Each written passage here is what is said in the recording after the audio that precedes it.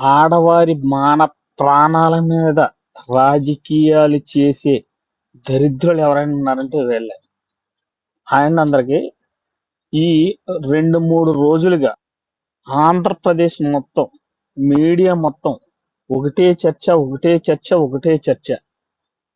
TTD chairman, TV5 అధినేత BR Naidu గారు అక్రమ సంబంధం, మహిళలతో తప్పుగా బిహేవ్ చేస్తున్నటువంటి కొన్ని వీడియోలు అన్నట్టు మొత్తం మీడియాకి నిజంగా నిజమేంటి అబద్ధం ఏంటి అన్నది కూడా అవసరం లేదు. ఏదైతే ఆ పార్టీ వాళ్ళు చేస్తున్నారో దాది ఎంతవరకు సమంజసమని ప్రశ్నించి దాన్ని ఖండించలేని దౌర్భాగ్య స్థితిలో కూడా ఈరోజు మీడియాలతో పాటు పనిచేస్తూ ఉన్నాయి. విషయం ఏంటంటే ఏదైతే ఈ వైసీపీ పార్టీ ఉందో దానికి ప్రాణం మహిళ.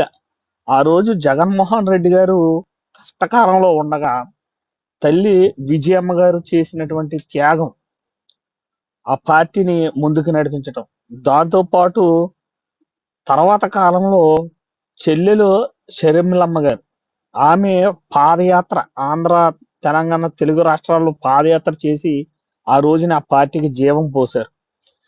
అలాంటిది ఆ చెల్లికే ఎటువంటి దుస్థితి ఆ పార్టీ నాయకులు, పార్టీ వాళ్ళు తీసుకొచ్చారో మనం అందరం చూసాం. ఆమె పుట్టుకలో కూడా శంకించి ప్రశ్నించి ఆ పుట్టుకని రాజశేఖర్ రెడ్డి గారిని కూడా అవమానపరిచే విధంగా ఎంత ఘోరంగా, ఎంత దారుణంగా మాట్లాడారో మనందరము చూసాం.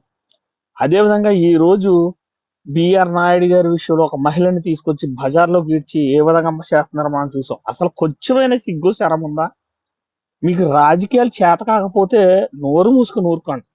ప్రతి దానికి ఒక ఆడదాన్ని, ఒక మహిళని అడ్డం పెట్టుకోకుండా మీరు మాట్లాడలేరు.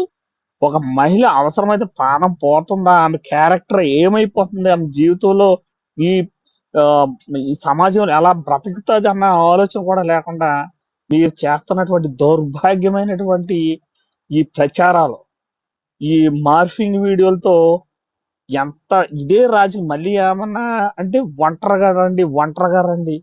నిజంగా మీరు మగాడిలా రాజకీయాలు చేసే దమ్ము ధైర్యం లేదు మీకు.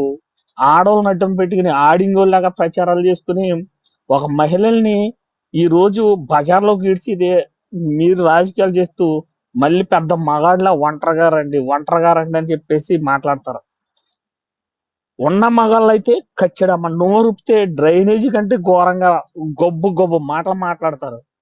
ఆ ప్రతి విషయంలోనూ ఆడదాన్ని లింక్ పెట్టి రాజకీయాలు మాట్లాడతారు, తప్పుడుగా ప్రచారం చేస్తారు.